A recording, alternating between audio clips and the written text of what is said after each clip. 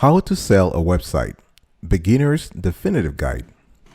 Check out this guide to learn the key steps necessary to follow when selling your digital assets, whether it is a website, blog, or other online platform. Don't forget to write down our tips and tricks for increasing the site's traffic, worth, reputation, and earnings potential. A must-watch for digital entrepreneurs, both rookie and experienced.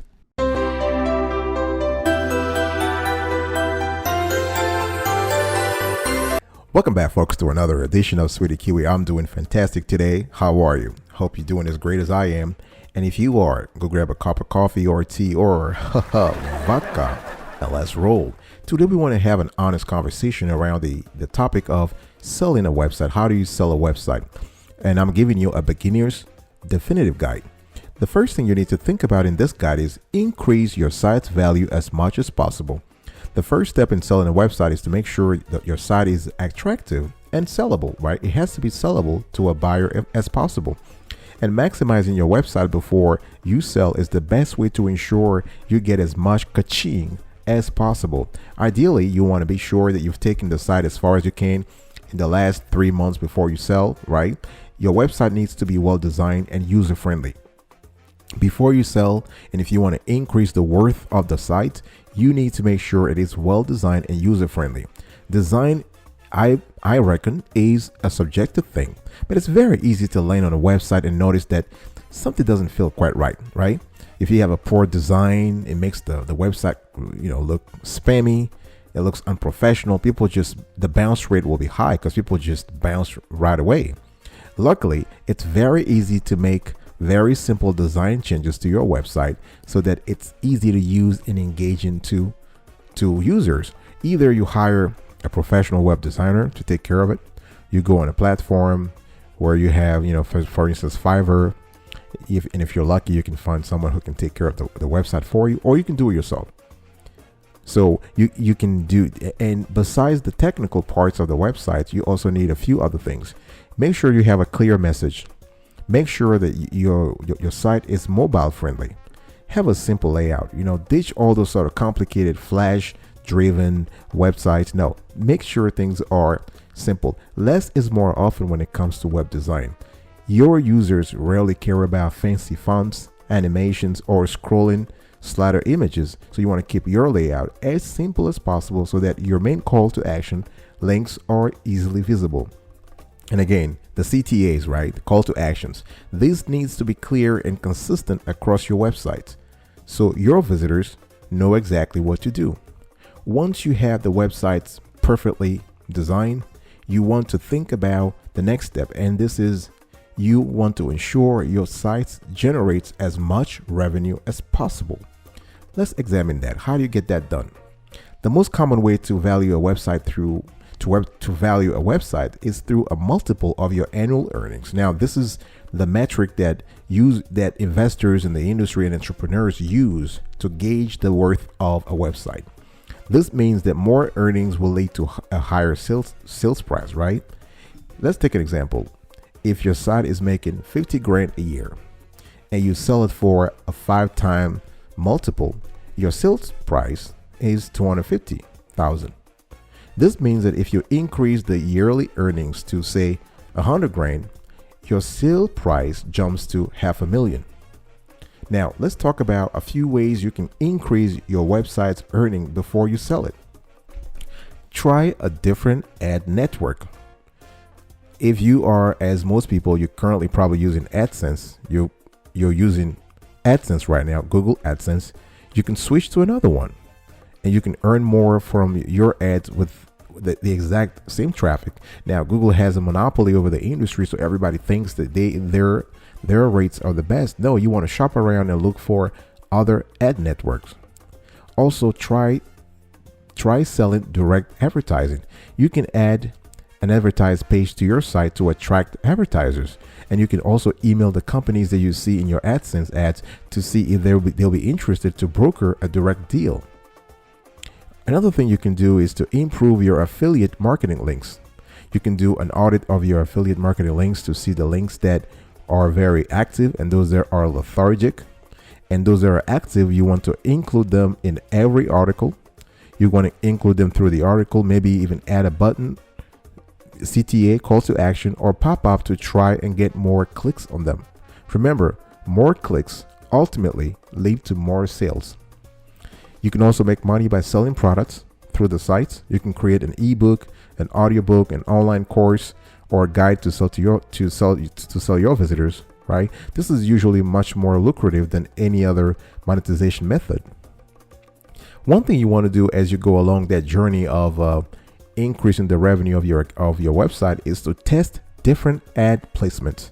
You can use special software to test different locations, and there are even WordPress. If you're familiar with WordPress, you can use WordPress plugins which can do this for AdSense as well. Experiment also with CTA link text. So CTA here again standing for call to action. So instead of putting click here, you can try give me this, or I want this. I'm happy. Let's start a deal. Let's make a deal, right? Try making the CTA more personal and more fun. You also can get an email newsletter and promote it. Getting an email list means you can market to them many times or even after they leave your website.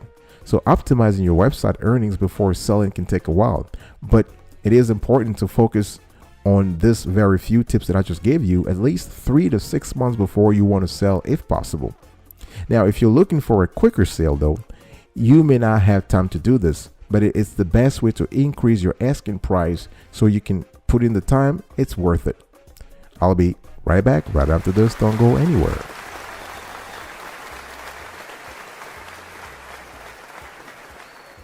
Welcome back, folks, to another edition of Sweetie Kiwi. We are still having a conversation around how to sell a website, and I'm giving you a beginner's definitive guide on how to do that. And in the first section, we actually talked about how to increase your site's value as much as possible and how to ensure your site generates as much revenue as possible. Now let's talk about the valuation of your websites. You want to value your sites properly before selling it. Let me quickly say that if you love the clarity and quality of the content so far, please consider subscribing to our channel and turn on the notification bell. We drop this kind of shows every single day, rain or shine. And please comment below, share or like this content if you want to engage with us or with the awesome Sweetie Kiwi Show community. Now, value your site properly before selling it. You want to learn how to sell a website without first. If you learn the best way to sell a website without valuing it, you might be losing money. You might be leaving a lot of cash on the table. There are many ways to value your website to get the best price possible. And valuation, believe it or not, can depend on a number of factors, including how old the website is, how much traffic the website receives, how much money the website makes, the monetization strategies of the website, the size of the website email list, right? We talked about the email, the newsletter list, the quality of the backlinks to your website. Now, as I said earlier, in the industry, generally the multiple is often 5 to 10 times your annual profit, depending on the factors above. That's for established websites. Now, if you sell a subscription which is recurring every month or every year, this is more valuable than a one-time product, an affiliate sale, or simple ads, and the multiple to sell your website could be higher.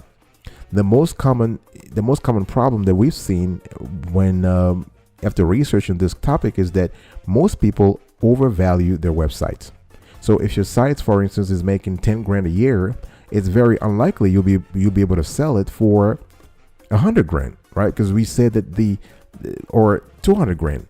Because the multiple is around 5 or 7 maximum, right? So you obviously want to list the high end of the multiple to encourage bids and negotiation. But if you list too high, you will price yourself out of the market before it's even begun. Now, if you end up using a website broker to help you sell your website, they will most likely do a lot of this work for you. And their team will analyze your site's traffic revenue to give you a suggested sales price. So once you have a ballpark number, you'll be willing to sell your site for the amount that is amenable to you, and you can put together the due diligence pieces that a serious buyer is likely to ask for, right? So you want to start doing this ASAP so that you save time later on. And let's talk about that. So this is the section 4. Let's talk about due diligence. You want to consider due diligence when selling your website. The reason, as I said just a few seconds ago, a serious buyer is likely to ask for it. So it's better to do it in advance as opposed to waiting for them to ask for it. So no matter how you sell your sites, directly or through a broker or on a platform, online platform, the prospective buyer is going to do their due diligence and ask for proof that this is a website they want to buy. Now, here are a few things you want to pay attention to when considering due diligence before selling your website. So, proof of your website traffic, proof of earnings, complete profit and loss for the last 2 years, information on freelancers and employers, what specifically is included in the sale. They would want to know whether you have had legal issues with the site. They also want to know how much time do you put in the business. And they want to know what are the unique selling points of your website.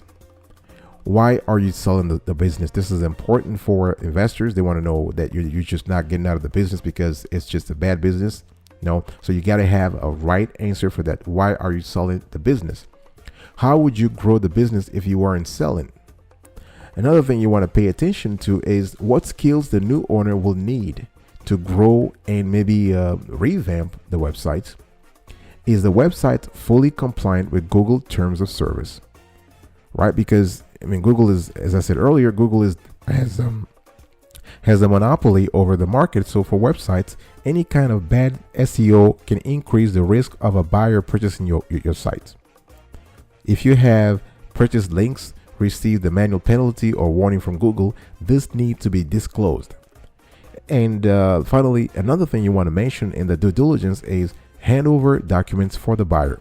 So if the website requires you want to put an offer for the buyer and you want to put all the handover and training documentation that are correlated to the website. This means that they can hit the ground running and following your standard operating procedures to run the website efficiently.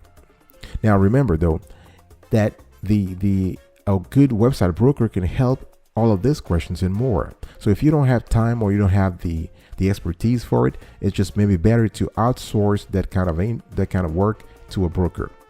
All right, I'll be right back right after this. Don't go anywhere.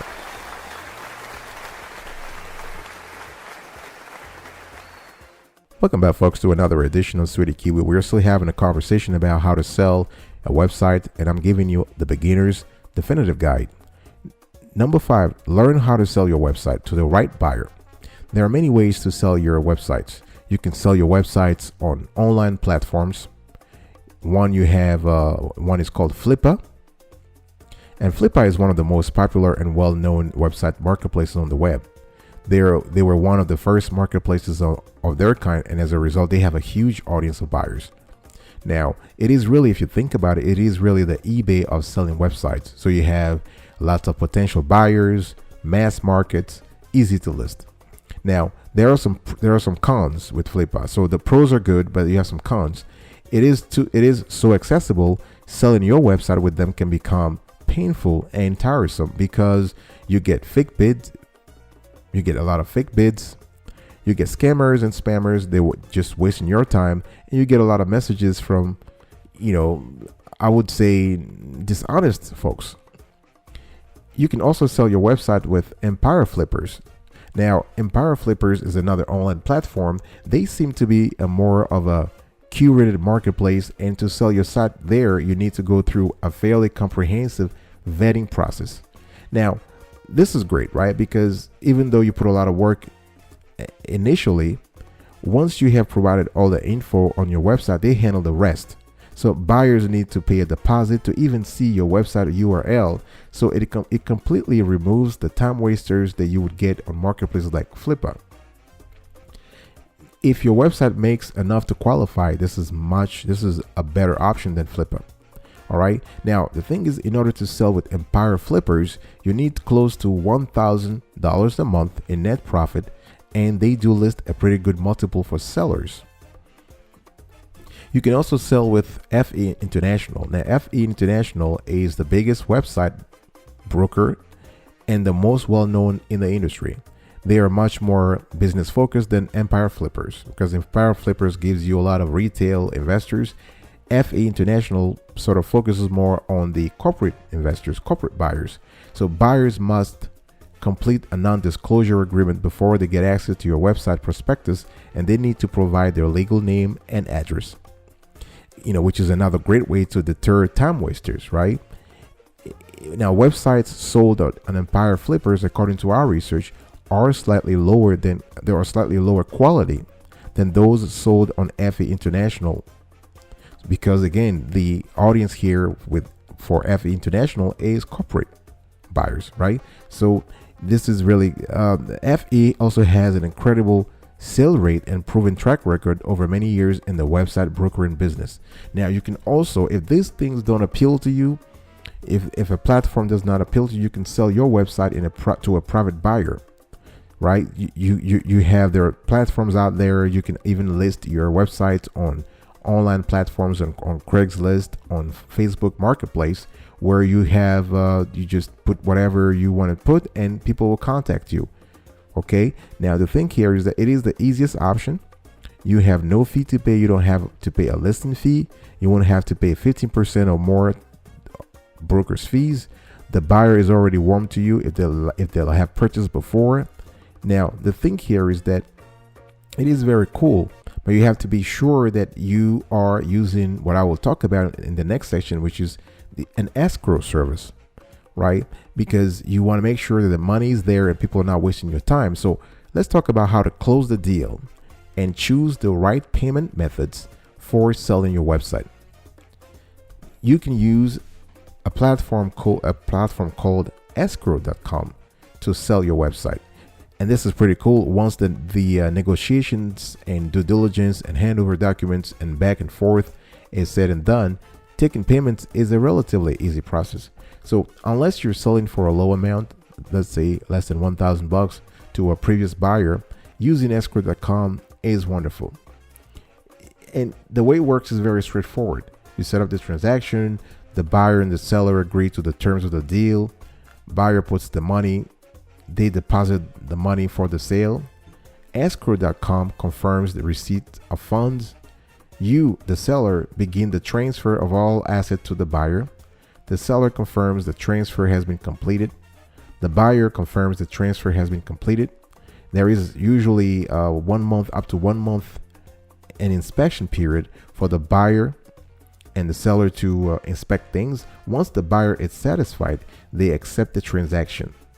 The funds are released to the seller. Now, of course, escrow.com takes the little cut, but it's the price for safety. It's the safety. This is the price you're paying to get some kind of peace of mind, right? So since the money is held in escrow by a third party, it is a very secure process that protects you as the seller as well as the buyer.